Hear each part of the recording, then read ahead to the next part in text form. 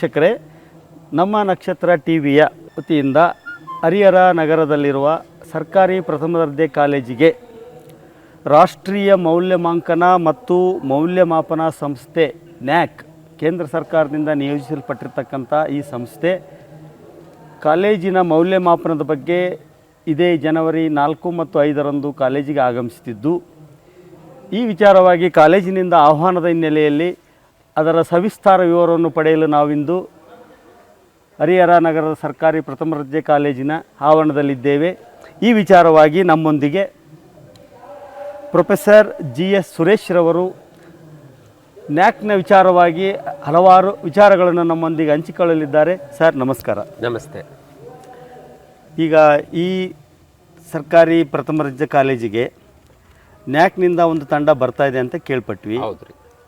ಆ ತಂಡ ಯಾವಾಗ ಬರ್ತಾ ಇದೆ, ನಿಮ್ಮ ಪರಿಚಯವನ್ನು ಹೇಳಿ, ಕಾಲೇಜಿಂದ ಹೇಳಿ ಪ್ರಾರಂಭ. ನನ್ನ ಹೆಸರು ಸುರೇಶ್ GS ಅಂತ. ಈ ಕಾಲೇಜಲ್ಲಿ ಇಂಗ್ಲೀಷ್ ಡಿಪಾರ್ಟ್ಮೆಂಟ್ HOD ಮತ್ತು IKAC ಕೋಆರ್ಡಿನೇಟರ್ ಆಗಿ ನಾನು 2013ನೇ ಇಸ್ವಿಯಿಂದ ಕಾರ್ಯನಿರ್ವಹಿಸ್ತಾ ಇದ್ದೀನಿ. 2016ನೇ ಇಸ್ವಿಯಲ್ಲಿ ಮೊಟ್ಟ ಮೊದಲ ಬಾರಿಗೆ ಫಸ್ಟ್ ಸೈಕಲ್ಗೆ ನಾವು ನ್ಯಾಕಿಗೆ ಹೋಗಿದ್ವಿ. ಆ ಸಂದರ್ಭದಲ್ಲಿ ನಮ್ಮ ಕಾಲೇಜಿಗೆ B ಗ್ರೇಡ್ ಬಂತು. ಮತ್ತು ಆ ಸಮಯದಲ್ಲಿ 2.34 CGPA ಅಂತ ಬಂತು. ನ್ಯಾಕ್ ಅಂದರೆ national assessment and accreditation council ಅಂತ. ಇದು ಭಾರತ ದೇಶದಲ್ಲಿರುವ ಎಲ್ಲ ಉನ್ನತ ಶಿಕ್ಷಣ ಸಂಸ್ಥೆಗಳ ಒಂದು ಮೌಲ್ಯಮಾಪನ ಮಾಡ್ತಾ ಇದೆ. ಇದು 1994ನೇ ಇಸ್ವಿಯಲ್ಲಿ ಜಾರಿಗೆ ಬಂತು. ಇದು ಸ್ವಾಯತ್ತ ಸಂಸ್ಥೆ ಆಗಿದೆ. ಇದರ ಕೇಂದ್ರ ಕಚೇರಿ ಬೆಂಗಳೂರಲ್ಲಿದೆ. ಸರ್, ಈಗ ನ್ಯಾಕ್ ಸಂಸ್ಥೆ ಬರ್ತಾ ಇದೆ ಅಂತ ಹೇಳಿದ್ರಿ. ಹೌದ್ರಿ. ಸಂಸ್ಥೆಯಲ್ಲಿ ಎಷ್ಟು ಜನ ಇರ್ತಾರೆ, ಎಲ್ಲೆಲ್ಲಿಂದ ಬರ್ತಾ ಇದ್ದಾರೆ ಅನ್ನೋ ಸ್ವಲ್ಪ ಮಾಹಿತಿ ಸಿಗ್ಬೋದಾ? Sure sir. ಆ ಟೀಮಲ್ಲಿ 3 ಇರ್ತಾರೆ. ಒಬ್ಬರು ಚೇರ್ಮನ್ ಇರ್ತಾರೆ, ಒಬ್ಬರು ಮೆಂಬರ್ ಕೋಆರ್ಡಿನೇಟರ್ ಇರ್ತಾರೆ, ಮತ್ತು ಒಬ್ಬರು ಮೆಂಬರ್ ಇರ್ತಾರೆ. ಅದರಲ್ಲಿ ಈಗ ನಮ್ಮ ಕಾಲೇಜಿಗೆ ಬರ್ತಾ ಇರ್ತಕ್ಕಂಥ ಟೀಮಲ್ಲಿ ಒಬ್ಬರು ವೆಸ್ಟ್ ಬೆಂಗಾಲಿಂದ ಬರ್ತಾ ಇದ್ದಾರೆ. ಅವ್ರ ಹೆಸರು ರಘುನಾಥ್ ದತ್ತ ಅಂತ. ಎರಡನೇವರ ಹೆಸರು ರವೀಂದ್ರ ಕುಮಾರ್ ಮೊಹಂತಿ ಅಂತ. ಮೂರನೇವರು ಬರ್ತಾ ಇದ್ದಾರೆ, ಶ್ರೀನಗರದಿಂದ ಬರ್ತಾ ಇದ್ದಾರೆ. ಅದರಲ್ಲಿ ಒಬ್ಬ ಲೇಡಿ ಮೆಂಬರ್ ಇದ್ದಾರೆ. ಅವ್ರ ಹೆಸರು ಡಾಕ್ಟರ್ ತೆಹಮೀನಾ ಯೂಸುಫ್ ಅಂತ. ಈಗ ಅವರು ಬೇರೆ ಬೇರೆ ರಾಜ್ಯದಿಂದ ಬೇರೆ ಬೇರೆ ಕಡೆಯಿಂದ ಬರ್ತಾ ಇದ್ದಾರೆ ಇಲ್ಲಿಗೆ. ಇಲ್ಲಿಗೆ ಬಂದಾಗ ಅವರನ್ನು ಯಾವ ರೀತಿ ರಿಸೀವ್ ಮಾಡ್ಕೊಂತೀರಿ, ಏನದು ವ್ಯವಸ್ಥೆ ಮಾಡಿದಿರಿ ಅದ್ರ ಬಗ್ಗೆ? ನಾವು ಈಗ ಅವ್ರನ್ನ ರಿಸೀವ್ ಮಾಡ್ಕೋಬೇಕಾದ್ರೆ ನ್ಯಾಕ್ ಗೈಡ್ಲೈನ್ ಪ್ರಕಾರ ಹೋಗ್ತಾ ಇದ್ದೀವಿ. ನಾವು ಅವ್ರನ್ನ ಫಸ್ಟ್ ಏರ್ಪೋರ್ಟಿಗೆ ಹೋಗಿ ಅಲ್ಲಿ ರಿಸೀವ್ ಮಾಡ್ಕೊಳ್ತೀವಿ. ನಂತರ ಹರಿಹರ ಕಾಲೇಜ್ಗೆ ಕರ್ಕೊಂಡು ಬರ್ತೀವಿ. ಅವರು 2 ದಿವಸ ವಾಸ್ತವ್ಯವನ್ನು ದಾವಣಗೆರೆ ಅಪೂರ್ವ ಹೋಟ್ಲಲ್ಲಿ ಮಾಡ್ತಾ ಇದ್ದಾರೆ. ಈಗ ಅವ್ರು ಬಂದ ಮೇಲೆ 2 ದಿವಸ ಅವರು ಅಲ್ಲಿ ದಾವಣಗೆರೆಯಲ್ಲಿ ಇರ್ತಾರೆ, ನೀವು ಹರಿಹರದಲ್ಲಿ ಕಾಲೇಜ್ ಇದೆ, ಬಂದು ಇನ್ಸ್ಪೆಕ್ಷನ್ ಮಾಡಿ. ಹೌದೌದು. ಮತ್ತು ಅವ್ರು ಬೀಳ್ಕೊಡೋದು ನಿಮ್ಮ ಜವಾಬ್ದಾರಿಯಿಂದಲೇ ಬೀಳ್ಕೊಡ್ತೀವಿ. ನಮ್ಮದೇ ಆದ ಕರ್ತವ್ಯ. ಇದು ನ್ಯಾಕ್ ಸಂಸ್ಥೆಯ ಗೈಡ್ಲೈನ್ಸ್ ಪ್ರಕಾರನೇ ನಡಿಬೇಕಾಗುತ್ತೆ. ಈಗ ಇದು ನ್ಯಾಕ್ ಟೀಮ್ ಬರ್ತಾ ಇರೋದು ಇದು ಎಷ್ಟನೇ ಸಾರಿ ಸರ್ ಕಾಲೇಜ್? ಇದು 2ನೇ ಬಾರಿ ಬರ್ತಾ ಇದೆ ನಮ್ಮ ಕಾಲೇಜಿಗೆ. ಮೊದಲನೇ ಬಾರಿ ಯಾವಾಗ ಬಂದಿತ್ತು? 2016ರಲ್ಲಿ ಬಂದಿತ್ತು. 2016 ಫೆಬ್ರವರಿ ತಿಂಗಳಲ್ಲಿ ಬಂದಿತ್ತು. 5 ವರ್ಷಕ್ಕೊಂದ್ಸರಿ ಮೌಲ್ಯಮಾಪನವನ್ನು ಮಾಡ್ತಾ ಇದೆ ನ್ಯಾಕ್ ಸಂಸ್ಥೆಯವರು ಪ್ರತಿ ಕಾಲೇಜುಗಳಿಗೂ. ಈಗ ಮೊದಲನೇ ಕಾಲೇಜ್ ಪ್ರಾರಂಭವಾಗಿ 5 ವರ್ಷ ಆದಮೇಲೆ ಮೊದಲನೇ ಸಾರಿ 2000 ನಮ್ಮ ಕಾಲೇಜು ಪ್ರಾರಂಭ ಆಗಿದೆ 2007ರಲ್ಲಿ. ಫಸ್ಟ್ ಸೈಕಲ್ಗೆ ನಮ್ಮದು 2F ಸ್ವಲ್ಪ ಲೇಟ್ ಆಯಿತು. 2011ರಲ್ಲಿ ಸಿಕ್ತು ನಮಗೆ. ಹಂಗಾಗಿ ಅಲ್ಲಿಂದ 5 ವರ್ಷಕ್ಕೆ 2016ರಲ್ಲಿ ನಾವು ಫಸ್ಟ್ ಸೈಕಲ್ಗೆ ಹೋದ್ವಿ. ಯಾಕೆ ಅಂದರೆ ಒಂದು ನ್ಯಾಕ್ ಇದಕ್ಕೆ ಹೋಗ್ಬೇಕಂದ್ರೆ ಸೈಕಲ್ಗೆ 2F ಕಡ್ಡಾಯ ಮಾಡಿರ್ತಾರೆ. ಈಗ ನ್ಯಾಕಿಗೆ ಹೋಗೋದಕ್ಕಿಂತ ಪೂರ್ವದಾಗೆ ಕೆಲವೊಂದು ಇವು ಇದ್ದಾವೆ ಅಂತ ಹೇಳಿದ್ರಿ, ಹೌದಾ? ಅವು ಏನಂತ ಸ್ವಲ್ಪ ವಿವರಿಸ್ಬೋದಾ? ನ್ಯಾಕಿಗೆ ಅವರು ಬರೋದು ಒಟ್ಟು 1000 ಮಾರ್ಕ್ಸ್ಗೆ ನಮ್ಮ ಕಾಲೇಜನ್ನ ಮೌಲ್ಯಮಾಪನ ಮಾಡ್ತಾರೆ. ಹೆಂಗೆ ವಿದ್ಯಾರ್ಥಿಗಳು ಪರೀಕ್ಷೆಯಲ್ಲಿ ಬರೆದು ನಾವು ವಿದ್ಯಾರ್ಥಿಗಳನ್ನ ಮೌಲ್ಯಮಾಪನ ಮಾಡ್ತೀವೋ ಅದೇ ಥರ ನ್ಯಾಕ್ ಸಂಸ್ಥೆಯವರು ಕಾಲೇಜುಗಳಿಗೆ ಭೇಟಿ ಮಾಡಿ ಇಲ್ಲಿರ್ತಕ್ಕಂಥ ಶೈಕ್ಷಣಿಕ ವಾತಾವರಣ ಹೇಗಿದೆ, ಶೈಕ್ಷಣಿಕ ಪ್ರಗತಿ ಹೇಗಾಗಿದೆ, ಮೂಲಭೂತ ಸೌಕರ್ಯಗಳು ಏನಿದ್ದಾವೆ, ರಿಸರ್ಚ್ ಸಂಶೋಧನೆಗಳು ಯಾವ ಥರ ನಡೀತಾ ಇದೆ, ಮತ್ತು ಇಲ್ಲಿ ಆಡಳಿತ ಹೆಂಗಿದೆ, ಇಲ್ಲಿ ಕಾಲೇಜಲ್ಲಿ ವಿದ್ಯಾರ್ಥಿಗಳ ಕ್ಷೇಮಗಳನ್ನು ಹೆಂಗೆ ಮಾಡ್ತಾ ಇದ್ದಾರೆ ಅಂತ ಹೇಳಿ ಈ ಎಲ್ಲ ರೀತಿಯಿಂದನೂ ಒಟ್ಟು 7 ಆಸ್ಪೆಕ್ಟ್ಸನ್ನು ಇಟ್ಕೊಂಡು 1000 ಮಾರ್ಕ್ಸಿಗೆ ಮೌಲ್ಯಮಾಪನವನ್ನು ಮಾಡ್ತಾ ಇದ್ದಾರೆ. ಈಗ ವಿವಿಧ ವಿಭಾಗಗಳಿಗೆ ಇಂತಿಷ್ಟು ಮಾರ್ಕ್ಸ್ ಅಂತ ಫಿಕ್ಸ್ ಮಾಡಿ ಅದರಲ್ಲಿ ನಿಮಗೆ ಮಾರ್ಕ್ಸ್ ಕೊಡ್ತಾ ಹೋಗ್ತಾರೆ. ಹೌದೌದು. ಈಗ ಮೊದಲನೇ ಸಾರಿ ಬಂದಾಗ ಯಾವ ಗ್ರೇಡ್ ಕೊಟ್ಟಿದ್ರು ನಿಮಗೆ? ನಮಗೆ ಬಿ ಗ್ರೇಡ್ ಬಂದಿತ್ತು ಮೊದಲನೇ ಬಾರಿಯಲ್ಲಿ. ಹಾಂ ಹಾಂ 2.34 ಬಂತು. ಹಾಂ. ಈಗ ಮೊದಲನೇ ಸಾರಿ ಬಿ ಬಂತು ಹೌದಾ? ಈಗ ಬಂದು ಈಗ 5 ವರ್ಷ ಆಗಿದೆ. ಹೌದು, ಬಿ ಬಂದು ಗ್ರೇಡ್ ಬಂದು 5 ವರ್ಷ ಆಗಿದೆ. ಈ ನಿಮ್ಮ ಒಂದು ಇದರಲ್ಲಿ ನಿಮ್ಮ ಒಂದು ಏನು ಈಗ 5 ವರ್ಷದ ಒಡನಾಟದಲ್ಲಿ ಮುಂದೆ ಯಾವ ಗ್ರೇಡ್ ಬರ್ಬೋದು ಅಂತ ನಿರೀಕ್ಷೆ ಮಾಡ್ತಾ ಇದ್ದೀರಾ? ನಾವು ಎಲ್ಲ ಅಧ್ಯಾಪಕರು ಪ್ರಾಚಾರ್ಯರ ನೇತೃತ್ವದಲ್ಲಿ ಹಗಲು ರಾತ್ರಿ ಎಂದೇ ಶ್ರಮಪಟ್ಟು ಮಾಡ್ತಾ ಇದ್ದೀವಿ. ಒಳ್ಳೆಯ ಒಂದು ಗ್ರೇಡನ್ನು ನಾವು ನಿರೀಕ್ಷೆ ಮಾಡ್ತಾ ಇದ್ದೀವಿ. ಫಲಾಫಲವನ್ನು ದೇವರಿಗೆ ಬಿಟ್ಟಿದ್ದೀವಿ.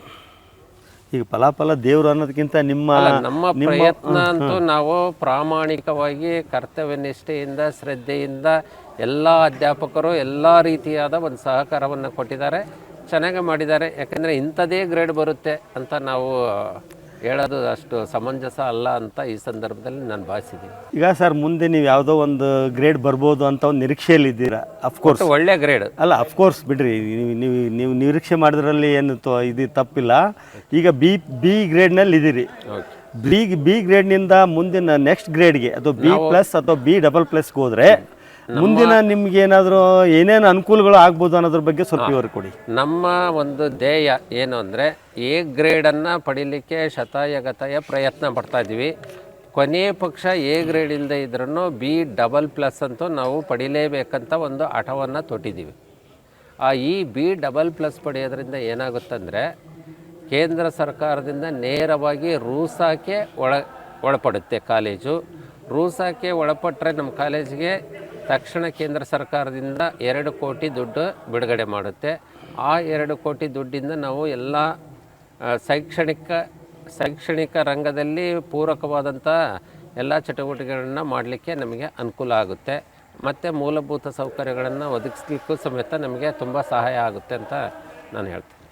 ಈಗ ನೀವು ನಿರೀಕ್ಷೆಯಲ್ಲಿದ್ದೀರಿ, B++ ಬಂದೇ ಬರುತ್ತೆ ಅನ್ನೋ ವಿಶ್ವಾಸದಲ್ಲಿದ್ದೀರಿ. ನೀವು ಅಷ್ಟೆಲ್ಲ ಪ್ರಯತ್ನ ಮಾಡಿದರೆ, ಅಷ್ಟೆಲ್ಲ ಚಟುವಟಿಕೆ ಮಾಡಿದರೆ, ಅದಕ್ಕೆಲ್ಲ ಕಾಲೇಜಿನ ಎಲ್ಲ ಸಿಬ್ಬಂದಿ, ಪ್ರಿನ್ಸಿಪಾಲ್ ಆದಿಯಾಗಿ ಎಲ್ಲ ಸಿಬ್ಬಂದಿಗಳು ಮತ್ತು ನಿಮ್ಮ ಶಾಸಕರು ಇದರಲ್ಲಿ ಹೆಚ್ಚಿನ ಇದನ್ನು ಮಾಡಿದ್ದಾರೆ ಅಂತ ನೀವು ಹೇಳ್ತಾ ಇದ್ದೀರಿ. ಈಗ ನೀವು ಅದು B++ ಬಂದಾಗ ಏನೇನು ಸವಲತ್ತು ಸಿಗ್ತಾವೆ ಅನ್ನೋದು ಹೇಳುವಾಗ ಅದು ಯಾವುದು ಸೇಸಾ ಏನು ಹೇಳಿದ್ರಲ್ಲ ಸರ್? ಏನು ರೂಸಾ? ಆ ರೂಸಾದ ಬಗ್ಗೆ ಸ್ವಲ್ಪ ಮಾಹಿತಿ ಕೊಡಿ. ರೂಸಾ ಅಂದರೆ ಇನ್ನೇನಿಲ್ಲ, ಉನ್ನತ ಶಿಕ್ಷಣ ಸಂಸ್ಥೆಗಳು. ರೂಸ್ ಅಂದ್ರೆ ರಾಷ್ಟ್ರೀಯ ಉಚ್ಚತರ ಶಿಕ್ಷಣ ಅಭಿಯಾನ ಅಂತ ಒಂದು ಸೆಂಟ್ರಲ್ ಗೌರ್ಮೆಂಟು ಆರಂಭಿಸಿರ್ತಕ್ಕಂಥ ಒಂದು ಯೋಜನೆ. ಈ ಯೋಜನೆಗೆ ಒಳಪಟ್ಟರೆ ನಮಗೆ, ಯಾಕೆಂದರೆ ಉಚ್ಚತರ ಅಂದರೆ ಹೈಯರ್ ಎಜುಕೇಷನ್ಸಿಗೆ ಅನುದಾನವನ್ನು ಜಾಸ್ತಿ ಕೊಡುತ್ತೆ. ಆ ರೂಸಾ ಅನುದಾನ ಪಡಿಬೇಕಂದ್ರೆ ನಾವು ಕಡ್ಡಾಯವಾಗಿ ಜಾಸ್ತಿ ಗ್ರೇಡನ್ನು ಪಡೀಲೇಬೇಕಾಗುತ್ತೆ. ಆ ಕಾರಣಕ್ಕೆ ಇದು ಮಾಡ್ತಾ ಇದ್ದೀರಾ. ಈಗ ಅದು B++ ಬಂದಮೇಲೆ ರೂಸಾದಿಂದ ಇದು ಸ್ವಾಯತ್ತತೆ ಬರುತ್ತೆ ನಿಮ್ಮ ಕಾಲೇಜ್? ಸ್ವಾಯತ್ತತೆ ಅಲ್ಲ, ಇದು ಗ್ರಾಂಟ್ಸ್ ಬರುತ್ತೆ, ಜಾಸ್ತಿ ಫಂಡ್ಸ್ ಜಾಸ್ತಿ ರಿಲೀಸ್ ಆಗುತ್ತೆ. ಸಂಶೋಧನೆ ಮಾಡಲಿಕ್ಕೆ, ಮೈನರ್ ರಿಸರ್ಚ್ ಪ್ರಾಜೆಕ್ಟ್ ಮಾಡಲಿಕ್ಕೆ, ಮೇಜರ್ ರಿಸರ್ಚ್ ಪ್ರಾಜೆಕ್ಟ್ ಮಾಡಲಿಕ್ಕೆ ನಮಗೆ ಫಂಡ್ಸ್ ಜಾಸ್ತಿ ಬರುತ್ತೆ. ಈಗ ಆ ಫಂಡ್ಸ್ ಎಲ್ಲ ಬಂದರೆ ರಿಸರ್ಚ್ ಮಾಡಲಿಕ್ಕೆ ನೀವು ಎಲ್ಲ ತಯಾರಿಗಳು ಮಾಡ್ಕೊಂಡಿದ್ದೀರಾ? ನಮ್ಮಲ್ಲಿ ಸೈನ್ಸ್ ಫ್ಯಾಕಲ್ಟಿ ತುಂಬ ಚೆನ್ನಾಗಿದ್ದಾರೆ. ಸೈನ್ಸ್ ಫ್ಯಾಕಲ್ಟಿಯಲ್ಲಿ PhD ಮಾಡಿದಾರಿದ್ದಾರೆ, ಮ್ಯಾಥಮೆಟಿಕ್ಸಲ್ಲಿ ಇದ್ದಾರೆ, ಫಿಸಿಕ್ಸಲ್ಲಿ ಈಗ 2 PhD ಮಾಡ್ತಾ ಇದ್ದಾರೆ, ಮತ್ತು ಎಕನಾಮಿಕ್ಸಲ್ಲಿ 3 PhD ಮಾಡಿದ್ದಾರೆ, ಹಿಸ್ಟ್ರಿ ಒಳಗೂ PhD ಮಾಡ್ತಾ ಇದ್ದಾರೆ, ಇಂಗ್ಲೀಷಲ್ಲಿ 2 PhD ಮಾಡಿದ್ದಾರೆ. ಇದು ರಿಸರ್ಚ್ ಸಂಶೋಧನೆ ಮಾಡಲಿಕ್ಕೆ ಇಂಥದ್ದೇ ಅಂತ ಅಲ್ಲ, ಎಲ್ಲರೂ ಮಾಡ್ಬೋದು, ಎಲ್ಲ ಶಿಕ್ಷಕರು ಮಾಡ್ಬೋದು, ವಿದ್ಯಾರ್ಥಿಗಳು ಸಮೇತ ಮೈನರ್ ರಿಸರ್ಚ್ ಪ್ರಾಜೆಕ್ಟ್ ಮಾಡಲಿಕ್ಕೆ ದುಡ್ಡನ್ನು ಕೊಡ್ತಾರೆ, ಹಣವನ್ನು ಕೊಡ್ತಾರೆ. ಈಗ ಅದು B++ ಬಂದರೆ ಸಂಶೋಧನಾ ಕೇಂದ್ರ ಮಾಡ್ಕೋಬೋದಾ? ಸಂಶೋಧನಾ ಕೇಂದ್ರಕ್ಕೆ ಅದಕ್ಕೆ ಆದ ಪ್ಯಾರಾಮೀಟರ್ಸ್ ಇದೆ. ನಾವು ಯೂನಿವರ್ಸಿಟಿಗೆ ಅಪ್ಲೈ ಮಾಡಬೇಕಾಗುತ್ತೆ. ಯೂನಿವರ್ಸಿಟರು ಅದು ಸ್ಯಾಂಕ್ಷನ್ ಮಾಡಿದರೆ ನಮಗೆ ಸಿಗುತ್ತೆ. ನಿಮ್ಮ ಕಾಲೇಜಿನ ಸಿಬ್ಬಂದಿಗಳ ಮತ್ತು ಪ್ರಿನ್ಸಿಪಾಲ್ಗಳ ಪ್ರಾಧ್ಯಾಪಕರುಗಳ ಸಹಕಾರದಿಂದ ನೀವು ಈಗ ನ್ಯಾಕ್ ಇದು ಬರ್ತಾ ಇದೆ, ಸಂಶೋಧನೆ ಇದಾದಮೇಲೆ ನಿಮಗೆ ಮುಂದೆ ಹೆಚ್ಚಿನ ಗ್ರೇಡ್ ಬರಲಿ ಅಂತ ಆಶಿಸ್ತಾ ನಮ್ಮೊಂದಿಗೆ ಇಷ್ಟೊಂದು ಸಹಕಾರ ನೀಡಿದ್ದಕ್ಕೆ, ಮತ್ತು ನಿಮ್ಮ ಗ್ರೇಡ್ ಜಾಸ್ತಿ ಬಂತು ಅಂತಂದಾಗ ಮತ್ತೊಮ್ಮೆ ನಿಮ್ಮನ್ನು ಕಂಡು ಮತ್ತೊಂದು ವಿಷಯಗಳನ್ನು ಪಡೆದು ಮತ್ತೆ ನಮ್ಮ ಹರಿಹರ ಜನತೆಗೆ ಇದನ್ನೆಲ್ಲ ತಿಳಿಸೋ ಪ್ರಯತ್ನ ಮಾಡ್ತೀವಿ. ನಮಸ್ಕಾರ. ಮುಂದೆ ನಮ್ಮ ಕಾಲೇಜಿನ ಪ್ರಿನ್ಸಿಪಾಲ್ ಆಗಿರ್ತಕ್ಕಂಥ ವಿರೂಪಾಕ್ಷಪ್ರವ್ರನ್ನ ಆಹ್ವಾನಿಸ್ತಿದ್ದೇನೆ. ಪ್ರಿಯ ವೀಕ್ಷಕರೇ, ನಮ್ಮ ನಕ್ಷತ್ರ TV ಹರಿಹರದ ವತಿಯಿಂದ ಇಂದು ನಾವು ನಗರದ ಸರ್ಕಾರಿ ಪ್ರಥಮ ದರ್ಜೆ ಕಾಲೇಜಿನ ಆವರಣದಲ್ಲಿದ್ದೇವೆ. ಈಗಾಗಲೇ ನ್ಯಾಕ್ ವಿಚಾರವಾಗಿ ಸುರೇಶ್ ಸರ್ ಅವರು ಸಂಪೂರ್ಣ ಮಾಹಿತಿ ನೀಡಿದರು. ಈಗ ಕಾಲೇಜಿನ ವಿಚಾರವಾಗಿ ನಮ್ಮೊಂದಿಗೆ ವಿಚಾರ ವಿನಿಮಯವನ್ನು ಹಂಚಿಕೊಳ್ಳಲು ಕಾಲೇಜಿನ ಪ್ರಾಂಶುಪಾಲರಾಗಿರ್ತಕ್ಕಂಥ ಎಚ್ ವಿರೂಪಾಕ್ಷಪ್ಪನವರು ನಮ್ಮೊಂದಿಗಿದ್ದಾರೆ. ಅವರೊಂದಿಗೆ ಕಾಲೇಜಿನ ವಿವರಗಳನ್ನು ಪಡೆಯೋಣ. ಬನ್ನಿ ಸರ್, ನಮಸ್ಕಾರ. ನಮಸ್ತೆ. ಈಗ ನಮ್ಮ ನಕ್ಷತ್ರ ಟಿ ವಿ ವಾಹಿನಿಗೆ ನಿಮ್ಮ ಒಂದು ಚಿಕ್ಕ ಪರಿಚಯವನ್ನು ಮಾಡಿಕೊಡಿ ಸರ್, ಪ್ಲೀಸ್. ಸರ್, ನನ್ನ ಹೆಸರು ವಿರೂಪಾಕ್ಷಪ್ಪ ಎಚ್ ಅಂತ. ಈ ಕಾಲೇಜಿನಲ್ಲಿ ಪ್ರಾಂಶುಪಾಲರಾಗಿ ಕೆಲಸ ಮಾಡ್ತಾ ಇದ್ದೀನಿ ಕಳೆದ 15 ತಿಂಗಳಿಂದ. ನಾನು ಅದಕ್ಕಿಂತ ಮೊದಲು ರಾಜ್ಯದ ಬೇರೆ ಬೇರೆ ಕಾಲೇಜುಗಳಲ್ಲಿ ಇತಿಹಾಸ ಉಪನ್ಯಾಸಕನಾಗಿ ಕೆಲಸ ಮಾಡಿದ್ದೀನಿ. ಈ ಕಾಲೇಜಿಗೆ ಬಂದು ನಾನು 9 ವರ್ಷಗಳಾದವು. ಈಗ 1 ವರ್ಷದಿಂದ ಒಂದೂವರೆ ವರ್ಷದಿಂದ ನಾನು ಈ ಕಾಲೇಜಿನಲ್ಲಿ ಪ್ರಾಂಶುಪಾಲರಾಗಿ ಕರ್ತವ್ಯವನ್ನು ನಿರ್ವಹಿಸ್ತಾ ಇದ್ದೀನಿ. ಈಗ 9 ವರ್ಷದಿಂದ ನೀವು ಈ ಕಾಲೇಜಿನಲ್ಲಿ ನಿಮ್ಮ ಪಯಣ ನಡೆದಿದೆ. ಹೌದು. ಈಗ ನೀವು ಪ್ರಾಧ್ಯಾಪಕರಾಗಿದ್ದಾಗ ಆಮೇಲೆ ಪ್ರಾಂಶುಪಾಲರಾದಮೇಲೆ ವ್ಯತ್ಯಾಸ ಏನು ಕಾಣ್ತಾ ಇದ್ದೀರಿ? ಸರ್, ಪ್ರಾಂಶುಪಾಲರ ಹುದ್ದೆ ಸ್ವಲ್ಪ ಜವಾಬ್ದಾರಿಯುತವಾದ ಹುದ್ದೆ ಇದೆ. ಪ್ರಾಂಶುಪಾಲರಾಗಿ ಈಗಿಂತ ಪೂರ್ವದಲ್ಲಿ ನಾವು ಅಧ್ಯಾಪಕನಾಗಿದ್ದಾಗ ನನ್ನ ಕೆಲಸ ನಾನು ಪಾಠ ಮಾಡ್ತಿದ್ದೆ, ಮನೆಗೆ ಹೋಗಿಬಿಡ್ತಿದ್ದೆ ಸರ್. ಈಗ ಹಂಗಾಗಲ್ಲ ಸರ್. ಕಾಲೇಜಿನ ಸಂಪೂರ್ಣ ಜವಾಬ್ದಾರಿ ನಮ್ಮ ಮೇಲಿರುತ್ತೆ. ಮತ್ತು ಎಲ್ಲ ಬೋಧಕೇತರ ವರ್ಗದವ್ರನ್ನು ಕೂಡ ವಿಶ್ವಾಸವನ್ನು ತಗೊಂಡು ಕೆಲಸ ಮಾಡಿಸ್ಬೇಕಾಗ್ತದೆ. ಕಾಲೇಜಿನ ಸ್ವಚ್ಛತೆಯಿಂದ ಹಿಡಿದು ಬೋಧನೆಯವರೆಗೆ ಹಿಡಿದು ವಿಶ್ವವಿದ್ಯಾನಿಲಯ ಮತ್ತು ವಿದ್ಯಾರ್ಥಿಗಳು ಎಲ್ಲರ ಸಮಸ್ಯೆಗಳನ್ನು ಕೂಡ ಬಗೆಹರಿಸಬೇಕಾಗ್ತದೆ. ಅದೊಂದು ಜವಾಬ್ದಾರಿಯುತವಾದಂಥ ಹುದ್ದೆ ಸರ್, ಪ್ರಿನ್ಸಿಪಾಲ್ ಹುದ್ದೆ. ಕೆಲವು ಸಂದರ್ಭದಲ್ಲಿ ಅದಕ್ಕೆ ನಿಷ್ಠುರನೂ ಕೂಡ ಆಗಬೇಕಾಗ್ತತಿ, ಕಠೋರ ನಿರ್ಧಾರಗಳನ್ನು ತಗೋಬೇಕಾಗ್ತತಿ. ಆದರೂ ಕೂಡ ನಾವು ಒಂದು ವಿಶ್ವಾಸದಿಂದ ಎಲ್ಲರ ಒಂದು ವಿಶ್ವಾಸವನ್ನು ಪಡ್ಕೊಂಡು ಕಾಲೇಜನ್ನು ಒಂದು ಮುನ್ನಡೆಸುವಂಥ ಪ್ರಯತ್ನವನ್ನು ಮಾಡ್ತೀವಿ. ನೀವು ಪ್ರಾಂಶುಪಾಲರಾದಮೇಲೆ ಎಲ್ಲ ಸಿಬ್ಬಂದಿಗಳ ಸಹಕಾರ ಇದೆ ಸರ್. ಸಹಕಾರ ಇರೋದ್ರಿಂದಲೇ ಈ ಕಾಲೇಜು ತಮಗೆ ಗೊತ್ತಿದ್ದಂತೆ ಹರಿಹರದಲ್ಲಿ ಒಂದು ಪ್ರತಿಷ್ಠಿತ ಕಾಲೇಜ್ ಆಗಿದೆ ಅಂತ ಎಲ್ಲರ ಅಭಿಪ್ರಾಯ, ನನ್ನ ಅಭಿಪ್ರಾಯ ಅಲ್ಲ. ಈಗ ಪ್ರತಿಷ್ಠಿತ ಕಾಲೇಜು ಅಂತ ಹೇಳಿದ್ರಿ, ಕಾಲೇಜಿನ ಬಗ್ಗೆ ನಡೆದು ಬಂದ ಹಾದಿಯ ಬಗ್ಗೆ ಒಂದಿಷ್ಟು ವಿವರಣೆ ಕೊಡೋಕ್ಕಾಗುತ್ತಾ? ಖಂಡಿತ ಸರ್. ಈ ಕಾಲೇಜು 2007ರಲ್ಲಿ ಆರಂಭವಾಗಿದೆ. ಮಾನ್ಯ BP ಹರೀಶ್ರವರು ಆ ಸಮಯದಲ್ಲಿ MLA ಅವರಾಗಿದ್ದರು. ಮತ್ತು ನಮ್ಮ JDS ರಾಜ್ಯಾಧ್ಯಕ್ಷರಾದ ಕುಮಾರಸ್ವಾಮಿಯವರು ಪ್ರತಿಯೊಂದು ತಾಲೂಕಿಗೂ ಕೂಡ ಒಂದು ಕಾಲೇಜ್ ಇರಬೇಕನ್ನುವಂಥ ಉದ್ದೇಶದಿಂದಾಗಿ ಎಲ್ಲ ತಾಲೂಕುಗಳು, ಇಡೀ ನಮ್ಮ ರಾಜ್ಯದಾದ್ಯಂತ ಎಷ್ಟು ತಾಲೂಕುಗಳಿದ್ದಾವೋ ಅಷ್ಟೂ ತಾಲೂಕುಗಳಿಗೆ ಒಂದೊಂದು ಕಾಲೇಜನ್ನು ಆರಂಭ ಮಾಡಿದರು. ಆ ಸಂದರ್ಭದಲ್ಲಿ ಇದು ಕಾಲೇಜ್ ಪ್ರಾರಂಭ ಆಯಿತು. ಆರಂಭದಲ್ಲಿ PUC ಕಾಲೇಜಿನಲ್ಲಿ ಇದು ನಡೀತಾ ಇತ್ತು. ಕೇವಲ 17 ಜನ ವಿದ್ಯಾರ್ಥಿಗಳು ಮಾತ್ರ ಪ್ರವೇಶಾತಿ ಪಡ್ಕೊಂಡಿದ್ದರು. ಇವತ್ತು ಈ ಕಾಲೇಜ್ ಹೆಂಗಾಗಿದೆ ಅಂದರೆ it is growing like A banian tree ಅಂತ. ಅಂದರೆ ಒಂದು ಹೆಮ್ಮರವಾಗಿ ಬೆಳೆದಿದೆ. ಇದು ಆಲದ ಮರ ಹೆಂಗೆ ಬೆಳೆದ ಹಂಗೆ ಬೆಳೆದಿದೆ. ಅಂದರೆ ಸುಮಾರು 1520 ವಿದ್ಯಾರ್ಥಿಗಳು ಈ ಕಾಲೇಜಿನಲ್ಲಿ ಓದ್ತಾ ಇದ್ದಾರೆ. ಅದು ಒಂದು ಹೆಮ್ಮೆಯ ವಿಷಯ. ಮತ್ತು ಈ ಕಾಲೇಜಿನಲ್ಲಿ ಆರಂಭದಿಂದಲೂ ಕೂಡ 4 ಕೋರ್ಸ್ ಆರಂಭವಾದವು. ಒಂದು BA, ಮತ್ತೊಂದು BSc, BCom ಮತ್ತು BBM ಅಂತ ಇತ್ತು. ಈಗ ಅದು BBA ಆಗಿದೆ. ಒಟ್ಟು 4 ಕೋರ್ಸ್ಗಳು ಕೂಡ ಆರಂಭವಾಗೋದು. 4 ಕೋರ್ಸು ಸೇರಿ 15 ವಿದ್ಯಾರ್ಥಿಗಳು ಇದ್ದರಷ್ಟೇ. ಎಷ್ಟು ಜನ ಪ್ರಿನ್ಸಿಪಾಲ್ರು ಬಂದು ಹೋಗಿದ್ದಾರೆ ಸರ್ ಈಗ? ಸರ್, ಈಗ 2007ರಿಂದ ಸುಮಾರು ನಾನು 5ನೇವನು ಸರ್. ನಾನು ಆರಂಭದಲ್ಲಿ ಮುದ್ದುರಂಗಪ್ಪ ಅಂತ ಇದ್ದರು, ಆನಂತರ ರಂಗನಾಥ್ ಅಂತ ಬಂದರು. ಆ ರಂಗನಾಥ್ ಪಿರಿಯಡಲ್ಲಿ ನಾನು ಕೂಡ ಬಂದೆ. ಆನಂತರ ಅಂಜಿನಪ್ಪರು ತಹಸೀಲ್ದಾರ್ ಅಂತ ಇದ್ದರು. ಅದಾದಮೇಲೆ ನಾನು ಬಂದೀನಿ ಸರ್. ಕಳೆದ ಒಂದು 15 ತಿಂಗಳಿಂದ ನಾನು ಬಂದಿದ್ದೀನಿ. ಈಗ 5ನೇ ಪ್ರಿನ್ಸಿಪಾಲ್ ಆಗಿ ಕಾಲೇಜಿಗೆ ಬಂದಿದ್ದೀರಿ. ಬಂದಾಲೆ ಈಗ 1.5 ವರ್ಷ ಆಗಿದೆ. ಹೌದು ಸರ್. ನೀವು ಬಂದಮೇಲೆ ಏನಾದರೂ ಸುಧಾರಣೆಗಳನ್ನು ಮಾಡಿದ್ದೀರಾ? ಏನು ಮಾಡಬೇಕಂತ ಆಲೋಚನೆ ಇದೆ ಅನ್ನೋದ್ರ ಬಗ್ಗೆ ಸರ್? ನಾನು ಒಂದು ವ್ಯೂವನ್ನು ಇಟ್ಕೊಂಡಿದ್ದೆ, ಈ ಕಾಲೇಜು ಹಿಂಗೆ ನಡೆಸ್ಬೇಕು ಏನು ಅಂತ. ಸ್ವಲ್ಪ ಮಟ್ಟಿಗೆ ಬದಲಾವಣೆಯನ್ನು ಕೂಡ ಮಾಡಿದ್ದೀನಿ ಅಂತಂದು ನನಗೆ ಆತ್ಮತೃಪ್ತಿ ಇದೆ ಸರ್. ಯಾಕೆ ಅನ್ನೋದಾದರೆ, ಇವತ್ತು ಈ ಕಾಲೇಜ್ ಏನಾಗಿದೆ ಅಂದರೆ, ಈ ಹಿಂದೆ ಪ್ರಿನ್ಸಿಪಾಲ್ಗಳ ಅವಧಿಯಲ್ಲಿ 1,000 ದಾಟಿರಲಿಲ್ಲ ಸರ್. ಸಾಮಾನ್ಯ 1,1100 ಅಷ್ಟೇ ಇತ್ತು. 1,520 ವಿದ್ಯಾರ್ಥಿಗಳಿಗೆ ಅವರಿಗೆ ಬೇಕಾದಂಥ ಮೂಲ ಸೌಲಭ್ಯಗಳನ್ನು ಮತ್ತು ಏನು 122 ಜನ ಅಧ್ಯಾಪಕರು ಇದ್ದಾರೆ, 35 ಜನ ಅರೆಕಾಲಿಕ ಉಪನ್ಯಾಸಕರಿದ್ದಾರೆ. ಅವರೆಲ್ಲರಿಗೂ ಕೂಡ ಇವತ್ತು ಏನಾದರೂ ಯಾವುದಾದ್ರೂ ಒಂದು ಕಾಲೇಜಿನಲ್ಲಿ ಅತಿಥಿ ಉಪನ್ಯಾಸಕರಿಗೆ ಕೂಡ ಕೂತ್ಕೊಳ್ಳಿಕ್ಕೆ ಚೇರು ಮತ್ತು ಟೇಬಲ್ಲು ಕೊಟ್ಟಿದ್ದೀನಿ ಅಂದರೆ ನಾನು ಅದು ಹೆಮ್ಮೆ ಅನ್ನಿಸ್ತದೆ ಸರ್. ನಾವು ನಮ್ಮ ಮನೆಯಿಂದ ಕೊಡದೆ ಹೋದರೂ ಕೂಡ ಇಲ್ಲಿರುವಂಥ ಸವಲತ್ತುಗಳನ್ನೇ ಬಳಸಿಕೊಂಡು ಎಲ್ಲ ಅಧ್ಯಾಪಕರಿಗೆ ಮತ್ತು ವಿದ್ಯಾರ್ಥಿಗಳಿಗೂ ಕೂಡ ಏನೇನು ಫೆಸಿಲಿಟೀಸ್ ಬೇಕು ವಾಶ್ರೂಮ್ನಿಂದ ಹಿಡಿದು ಪ್ರತಿಯೊಂದು ಒದಗಿಸುವಂಥ ಪ್ರಯತ್ನವನ್ನು ಮಾಡಿದ್ದೀವಿ ಸರ್. ಮತ್ತು ಭಾಳ ಇಂಪಾರ್ಟೆಂಟು ನಂದು ತಲೆಯಲ್ಲಿದ್ದದ್ದು ಲೈಬ್ರರಿ. ಅದು ಲೈಬ್ರರಿ ಅಂದರೆ ಒಂದು ಕಾಲೇಜಿನಲ್ಲಿ art of the college sir. ಅದು ಆರ್ಟ್ ಆಫ್ ದಿ ಕಾಲೇಜ್ ಅಂತಂದರೆ ನಾನು ಏನು ಇಲ್ಲದ ವಿದ್ಯಾರ್ಥಿಗಳಿಗೆ ಗ್ರಂಥಾಲಯದ ಈಗ ಹೊಸ ಗ್ರಂಥಾಲಯ ನಮ್ಗೆ ಆಡಿಟೋರಿಯಂ ಆಗಿದೆ, ಅಲ್ಲಿ ಫುಲ್ ಆಟೋಮೆಟಿಕ್ ಲೈಬ್ರರಿ ಮಾಡಿದ್ದೀವಿ ಸರ್. ಅಲ್ಲಿ ಆಟೋಮೆಟಿಕ್ ಲೈಬ್ರರಿ ಅಂದರೆ ಹೆಂಗಂದರೆ ಎಲ್ಲ ಬಾರ್ಕೋಡ್ ಸಿಸ್ಟಮ್ಮು, ಆಮೇಲೆ ವಿದ್ಯಾರ್ಥಿಗಳು ಇಂಥ ಪುಸ್ತಕ ಯಾವ ರ್ಯಾಕಲ್ಲಿ ಏನೇನು ಪುಸ್ತಕ ಇದೆ ಅದನ್ನು ಮಾಡುವಂಥ ಪ್ರಯತ್ನ ಮಾಡಿದ್ವಿ. ಅಲ್ಲಿ ಬ್ರೌಸಿಂಗ್ ಸೆಂಟರ್ ಮಾಡಿದ್ದೀವಿ, ರೆಫರೆನ್ಸ್ ಸೆಕ್ಷನ್ ಬೇರೆ ಮಾಡಿದ್ದೀವಿ, ಪಿರಿಯಾಡಿಕಲ್ ಸೆಕ್ಷನ್ ಬೇರೆ ಮಾಡಿದ್ದೀವಿ. ಒಟ್ಟು ಮೂಲಭೂತ ಸೌಕರ್ಯಗಳನ್ನು ಸಂಪೂರ್ಣವಾಗಿ ಒದಗಿಸಿಕೊಡುವಂಥ ಪ್ರಯತ್ನವನ್ನು ನಾವು ಈ ನಮ್ಮ ಕಾಲೇಜು ಅಭಿವೃದ್ಧಿ ಸಮಿತಿ ಅಧ್ಯಕ್ಷರಾದ ರಾಮಪ್ಪನ ಸರಿಂದ ಹಿಡಿದು ಎಲ್ಲ CDC ಮೆಂಬರ್ಗಳು ಕೂಡ ಕಾಲೇಜ್ ಬಗ್ಗೆ ಕಳಕಳಿಯನ್ನು ಹೊಂದಿದ್ದಾರೆ. ಅವರ ಸಹಕಾರದಿಂದ ಮಾಡಿದ್ದೀನಿ ಸರ್. ಈಗ ವಿಶಾಲವಾದ ಒಂದು ಗ್ರಂಥಾಲಯ ಕಾಲೇಜಿಗೆ ಸಿಕ್ಕಿದೆ. ಹೌದು ಸರ್. ಈಗ ವಿಶಾಲವಾದ ಗ್ರಂಥಾಲಯ ಸಿಕ್ಕಿದೆ, ಅದಕ್ಕೆ ಸರಿಯಾಗಿ ಸರಿಸಮಾನವಾಗಿ ವಿದ್ಯಾರ್ಥಿಗಳಿಗೆ ಕೊಠಡಿಗಳ ವ್ಯವಸ್ಥೆ ಇದಾವ? ಕೊಠಡಿಗಳ ಸಂಖ್ಯೆ ಇದೆ ಸರ್. ಸ್ವಲ್ಪ ಮಟ್ಟಿಗೆ ಡೆಸ್ಕ್ಗಳು ಸಮಸ್ಯೆ ಇದೆ ನಮ್ಮಲ್ಲಿ. ಈಗ ಅದು ಕೂಡ ಇನ್ನು ಸದ್ಯದಲ್ಲೇ ಈಗೇನು ನಮ್ಮ ರಾಜ್ಯ ಸರ್ಕಾರ ಏನು ನಮ್ಮ ಉನ್ನತ ಶಿಕ್ಷಣ ಸಚಿವರು ಮತ್ತು ಆಯುಕ್ತರು ಈಗ ಹೊಸದಾಗಿ ಒಂದು ಇನ್ಸ್ಟಿಟ್ಯೂಷನಲ್ ಡೆವಲಪ್ಮೆಂಟ್ ಪ್ಲ್ಯಾನ್ ಅಂತ ಮಾಡಿ, ಈಗೇನು ನಾವು ಇಲ್ಲಿವರೆಗೂ ಕೂಡ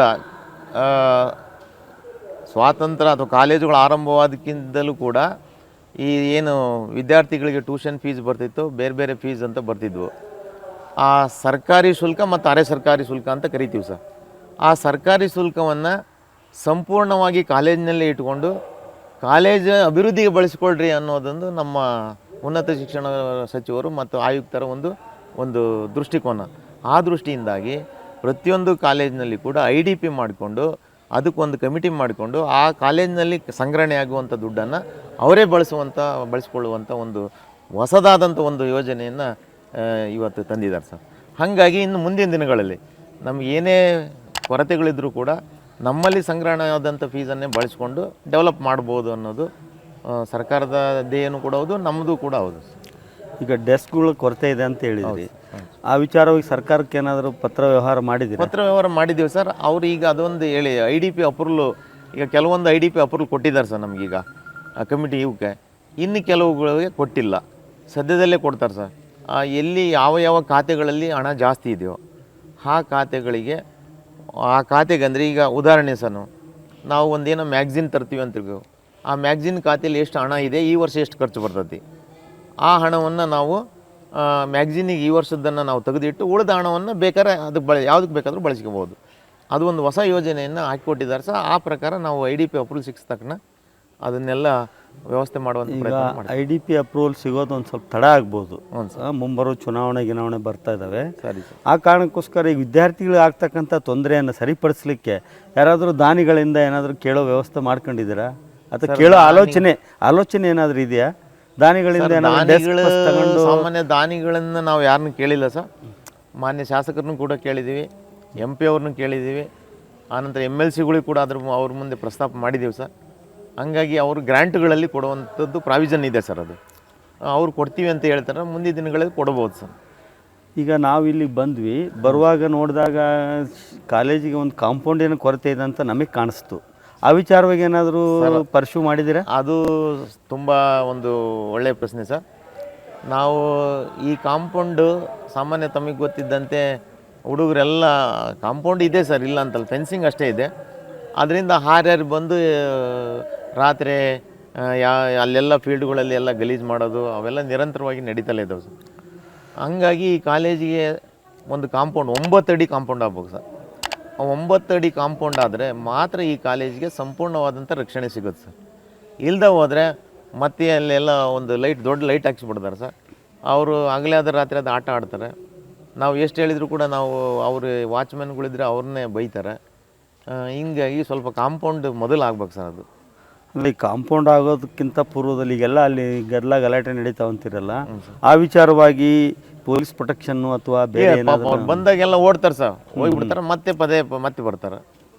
ಈಗ ಈ ಕಾಂಪೌಂಡ್ ವಿಚಾರವಾಗಿ ಈಗ ಪತ್ರ ವ್ಯವಹಾರ ಎಲ್ಲ ಮಾಡಿದ್ದೀರಿ? ಪತ್ರ ವ್ಯವಹಾರ ಮಾಡಿದ್ದೀವಿ, ಶಾಸಕರಿಗೂ ಕೊಟ್ಟಿದ್ದೀವಿ, MP ಅವರಿಗೂ ಕೂಡ ಕೊಟ್ಟಿದ್ದೀವಿ.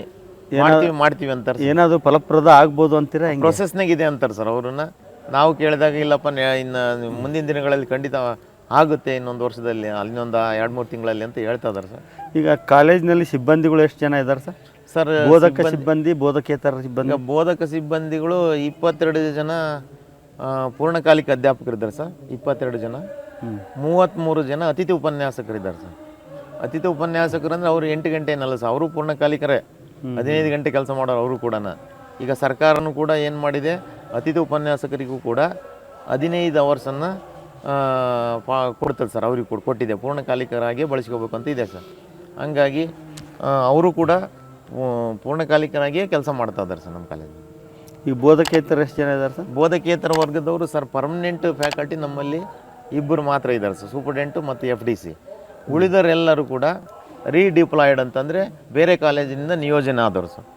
ನಿಯೋಜನೆ ಅಂಬೇಡ್ಕರ್ ಕಾಲೇಜ್ ಇದೆ ಸರ್, ಅಲ್ಲಿ ಸ್ಟ್ರೆಂತ್ ಇಲ್ಲ ಅಂತಂದೇಳಿ ಅವ್ರನ್ನೆಲ್ಲರೂ ನಮ್ಮ ಕಾಲೇಜಿಗೆ ಹಾಕಿದ್ದಾರೆ sir. They are government servants. ಆಗ ಸರ್ಕಾರದಿಂದ ಸಂಬಳ ತಗೊಂತಾರೆ ಸರ್. ಬಟ್ ಆ ಕಾಲೇಜಿನ ಏಡೆಡ್ ಕಾಲೇಜ್ ಅಲ್ಲ ಸರ್, ಏಡೆಡ್ ಕಾಲೇಜ್ ಆಗಿದ್ದರಿಂದ ಅನುದಾನ ಒಳಪಟ್ಟಿರೋದ್ರಿಂದ ಅವರು ಸರ್ಕಾರ ಯಾವ ಬೇಕಾದರೂ ಕೂಡ ಅವ್ರನ್ನ ಎಲ್ಲಿ ಬೇಕಾದರೂ ಹಾಕ್ಬೋದು. ಅಲ್ಲ, ಇಲ್ಲಿ ಸಿಬ್ಬಂದಿ ಕೊರತೆ ಇರೋದನ್ನ ಅವ್ರು ಕಾಯಂಬಾಗಿ ಇಲ್ಲಿಗೆ ಮಾಡ್ಲಿಕ್ಕೆ ಸಾಧ್ಯತೆ ಇಲ್ಲ ಸರ್. ಅದು ಪ್ರೈವೇಟ್ ಕಾಲೇಜ್, ಸಂಪೂರ್ಣ ಪ್ರೈವೇಟ್ ಕಾಲೇಜ್ ಇರೋದ್ರಿಂದ ಗೌರ್ಮೆಂಟ್ ಕಾಲೇಜಿನಲ್ಲಿ ಅಂದರೆ ಸುಮ್ಮನೆ ಅಲ್ಲಿ ಕೂತ್ಕೊಂಡು ಸಂಬಳ ತಗೊಳ್ಳೋ ಬದಲಿ ಇಲ್ಲಿ ಕೆಲಸ ಮಾಡ್ಕೊಂಡು ಸಂಬಳ ಕೊಡಲಿ ಅನ್ನೋ ಉದ್ದೇಶಕ್ಕೆ ಇಲ್ಲಿ ಹಾಕಿರ್ತಾರೆ ಸರ್. ಈಗ ನಿಮ್ಮ ಕಾಲೇಜಿಗೆ ನ್ಯಾಕ್ ತಂಡ ಬರ್ತಾ ಇದೆ ಅಂತ ಕೇಳ್ಪಟ್ವಿ. ಈಗ ನ್ಯಾಕ್ ತಂಡ ಬಂದರೆ ಈಗಿರ್ತಕ್ಕಂಥ ಗ್ರೇಡ್ನಿಂದ ಏನಾದರೂ ಹೆಚ್ಚಾಗ್ಬೋದು ಅಥವಾ ಏನಾದರೂ ಇದಾಗ್ಬೋದು ಅನ್ನೋ ಆಶಾಭಾವನೆ ಇದೆಯಾ ಸರ್? ಖಂಡಿತ ಆಗುತ್ತೆ. ಯಾಕೆಂದರೆ ಹಿಂದೆ ಇರುವಂಥ ಸ್ಟ್ರೆಂತು ಕೇವಲ 1,000 ಅದರೊಳಗೆ ಇತ್ತು. ಈಗ 1520 ವಿದ್ಯಾರ್ಥಿಗಳಿದ್ದಾರೆ. ಮತ್ತು ಅಧ್ಯಾಪಕರ ಸಂಖ್ಯೆಯೂ ಕೂಡ ಜಾಸ್ತಿ ಆಗಿದೆ. ಅಧ್ಯಾಪಕರಲ್ಲಿ ಗುಣಾತ್ಮಕ, ಅದು PhD ಆದರ ಸಂಖ್ಯೆ ಭಾಳ ಇದೆ. ಒಂದು 14 ಜನ ಪೂರ್ಣಕಾಲಿಕ ಅಧ್ಯಾಪಕರು PhD ಮಾಡಿದ್ದಾರೆ. ಉಳಿದ ಎಲ್ಲ 22 ಜನದಲ್ಲಿ ಅವರು ಕೂಡ ಸದ್ಯದಲ್ಲೇ PhD ಪಡೆಯಲಿದ್ದಾರೆ. ಆರಂಭದಲ್ಲಿ ಇದ್ದದ್ದು ಕೇವಲ 2-3 ಜನ PhD ಪಡೆದವರಿದ್ದರು. ಹಂಗಾಗಿ ಸಂಶೋಧನೆ ದೃಷ್ಟಿಯಿಂದ, ವಿದ್ಯಾರ್ಥಿಗಳ ದೃಷ್ಟಿಯಿಂದ ಕಳೆದ 4 ವರ್ಷಗಳಲ್ಲಿ 4 ರ್ಯಾಂಕ್ ಬಂದಿದೆ ಸರ್. ನಮ್ಮಲ್ಲಿ ಸೈನ್ಸಲ್ಲಿ 4 ರ್ಯಾಂಕ್ ಬಂದಿದೆ, ರ್ಯಾಂಕ್ ಇದೆ. ಮತ್ತು ಸ್ಪೋರ್ಟ್ಸು NSSನಲ್ಲಿ ರಾಷ್ಟ್ರ ಮಟ್ಟದಲ್ಲಿ ಭಾಗವಹಿಸಿದ್ದಾರೆ. ಈ ರಾಷ್ಟ್ರ ಮಟ್ಟದಲ್ಲಿ ಅಂದರೆ ಅಂತಾರಾಷ್ಟ್ರೀಯ ಮಟ್ಟದಲ್ಲಿ ಮಲೇಷಿಯಾಕ್ಕೂ ಒಂದು ವಿದ್ಯಾರ್ಥಿ ಹೋಗಿದ್ದ, ಅವನು ವಾಲಿಬಾಲಲ್ಲಿ. ಮತ್ತು ಒಬ್ಬ ವಿದ್ಯಾರ್ಥಿನಿ ಮಿರಾಜ್ಕರ್ ಅಂತ ಅವಳ ಹೆಸರು, ಅವಳು ರಿಪಬ್ಲಿಕ್ ಡೇ ಪೆರೇಡಲ್ಲಿ ಭಾಗವಹಿಸಿದಾಳೆ, NCC. ಸೊ ಈ ದೃಷ್ಟಿಯಿಂದ ಕಲ್ಚರಲ್ ಇರ್ಬೋದು, NSS ಇರ್ಬೋದು, NCC ಇರ್ಬೋದು, ಮತ್ತು ಶೈಕ್ಷಣಿಕ ಇರ್ಬೋದು, ಔಟ್ಸ್ಟ್ಯಾಂಡಿಂಗ್ ಅಚೀವ್ಮೆಂಟ್ಸ್ ನಮ್ಮ ಕಾಲೇಜಲ್ಲಿ ಮಕ್ಕಳಲ್ಲಿ ಆಗಿದೆ. ಎಸ್ಪೆಷಲಿ ಯಂಗರ್ ಅಚೀವ್ಮೆಂಟ್ಸ್ ಅಂತ ಏನು ಕರಿತೀವೋ ಅವರು ತುಂಬ ಸಾಧನೆಯನ್ನು ಮಾಡಿದ್ದಾರೆ. ಹಾಗಾಗಿ ಒಳ್ಳೆಯ ನ್ಯಾಕನ್ನು ನಾವು ನಿರೀಕ್ಷೆಯಲ್ಲಿದ್ದೇವೆ. ಈಗ ಹೊರಗಿನ ಮಟ್ಟದಲ್ಲಿ ಸ್ಪೋರ್ಟ್ಸು, ಕಲ್ಚರಲ್ ಆ್ಯಕ್ಟಿವಿಟೀಸ್ ನಿಮ್ಮ ವಿದ್ಯಾರ್ಥಿಗಳು ತೊಗೋತಾ ಇದ್ದಾರೆ. ನಿಮ್ಮ ಕಾಲೇಜಿನ ವತಿಯಿಂದ ಸ್ಪೋರ್ಟ್ಸು, ಕಲ್ಚರಲ್ ಆ್ಯಕ್ಟಿವಿಟೀಸ್ ಏನಾದರೂ ಪ್ರತಿ ವರ್ಷ ಮಾಡೋ ಒಂದು ಪರಿಪಾಠ ಇದೆಯಾ ಸರ್? ನಿರಂತರವಾಗಿ ಮಾಡ್ತಲ್ಲಿದ್ದೀವಿ ಸರ್. ನಾವು ನಿರಂತರವಾಗಿ ನಾವು ವಿಶ್ವವಿದ್ಯಾನಿಲಯ ಮಟ್ಟದಲ್ಲಿ ಅಂತರ್ ಕಾಲೇಜು ವಿಶ್ವವಿದ್ಯಾನಿಲಯ ಕೂಟಗಳನ್ನು ಏರ್ಪಡಿಸ್ತಾ ಇದ್ದೀವಿ ಸರ್. ಕಬಡ್ಡಿ ಅಂತಾರಾಷ್ಟ್ರೀಯ ವಿಜ್ಞಾನ ಮೇಳಗಳನ್ನು ಮಾಡಿದ್ದೀವಿ. ಮತ್ತು ಈ ವರ್ಷ ಫುಟ್ಬಾಲ್ ಕೂಡ ಇದೆ. ಸದ್ಯದಲ್ಲೇ ನಮ್ಮ ಕಾಲೇಜಿನಲ್ಲಿ ದಾವಣಗೆರೆ ವಿಶ್ವವಿದ್ಯಾಲಯ ಮಟ್ಟದಲ್ಲಿ ನಾವೇ ಕಾಲೇಜ್ ವಹಿಸಿಕೊಂಡು ನಡೆಸ್ತಾ ಇದ್ದೀವಿ ಸರ್. ಪ್ರತಿ ವರ್ಷ ನಡೆಸ್ತೀವಿ ಸರ್. ವಿಶ್ವವಿದ್ಯಾಲಯ ಮಟ್ಟದಲ್ಲಿ ಫುಟ್ಬಾಲ್ ಟೂರ್ನಮೆಂಟ್ ಸದ್ಯದಲ್ಲಿ ಇದೆ ಸರ್. ಅದಕ್ಕೆಲ್ಲ ಸಿದ್ಧತೆ ಮಾಡ್ಕೊಂಡಿದ್ದೀವಿ. ನಮ್ಮ ಏನಿದೆಯೋ ಅದು ಸರ್ಕಾರ, ಅದು ವಿಶ್ವವಿದ್ಯಾನಿಲಯ ಕೊಡುವ ಹಣ ಸಹಾಯ ಮಾಡ್ತದೆ. ಅದ್ರ ಜೊತೆಗೆ ನಾವು ಕೂಡ ಕಾಲೇಜು ಮತ್ತು ಇಂದು ಯಾರಾದರೂ ದಾನಿಗಳನ್ನು ಹಿಡ್ಕೊಂಡು ಚೆನ್ನಾಗೇ ಮಾಡ್ತೀವಿ ಸರ್. ಸೊ ನಿಮಗೆ ಈಗ ನ್ಯಾಕ್ನಿಂದ ಒಂದು ಒಳ್ಳೆ ದರ್ಜೆ ಬರಲಿ, ಮುಂದೆ ನಿಮಗೆ ಒಳ್ಳೆ ಕಾಲೇಜಿಗೆ ಒಳ್ಳೆ ಹೆಸರು ಬರಲಿ, ಮುಂದೆ ಗ್ರೇಡ್ ಹೆಚ್ಚಿಗೆ ಆದಮೇಲೆ ಮತ್ತೊಂದು ಸಾರಿ ಬಂದು ನಿಮ್ಮನ್ನು ಭೇಟಿಯಾಗೋ ಒಂದು ಅವಕಾಶ ನಮಗೆ ಸಿಗಲಿ ಅಂತ ಹೇಳ್ತಾ ಈ ಸಂದರ್ಶನವನ್ನು ಮುಗಿಸ್ತಾ ಇದ್ದೀನಿ. ನಮಸ್ಕಾರ.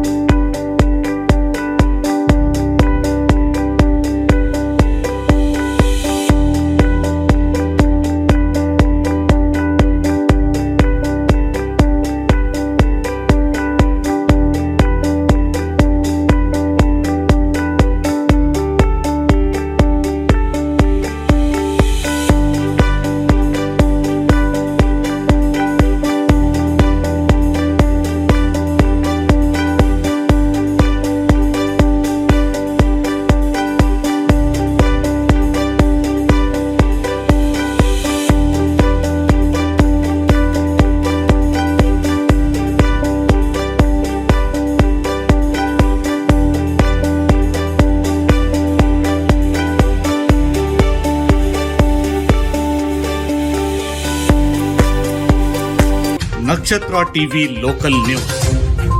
ಇದು ನಿಮ್ಮದೇ ಧ್ವನಿ. ಮನೋಹರ ಸುಂದರಾಭರಣ ಮನಸೆಳೆಯುವ ನವರತ್ನ ಜ್ಯುವೆಲರ್ಸ್, ತೇಲ್ಕರ್ ಬೆಳ್ಳಿ ಬಂಗಾರದ ಅಂಗಡಿ, ಸಾಂಪ್ರದಾಯಿಕ ವಿನ್ಯಾಸದ BIS ಹಾಲ್ಮಾರ್ಕ್ ಆಭರಣಗಳು, ಮುಖ್ಯ ರಸ್ತೆ, ಹರಿಹರ. ಕಳೆದ 40 ವರ್ಷಗಳಿಂದ ಹರಿಹರದಲ್ಲಿ ಜನಪ್ರಿಯತೆಯನ್ನು ಹೊಂದಿ ಉತ್ತಮ ಸೇವೆ ನೀಡುತ್ತಿರುವ ಬೊಂಗಾಳಿ ಸ್ಟೀಲ್ ಟ್ರೇಡರ್ಸ್ ಈಗ ನಾವು ಹರಿಹರದ ಪ್ರಮುಖ ಇಂಡಸ್ಟ್ರಿಯಲ್ ಸಪ್ಲೈಯರ್ ಆಗಿದ್ದೇವೆ. ಇಂದೇ ಭೇಟಿ ಕೊಡಿ. ನಿಮ್ಮ ನಿರಂತರ ವಿಶ್ವಾಸವೇ ನಮ್ಮ ಗುರಿ. Bongali steel traders, head post office ಹತ್ತಿರ, ಬೊಂಗಾಳೆ ಬಿಲ್ಡಿಂಗ್, ಹರಿಹರ.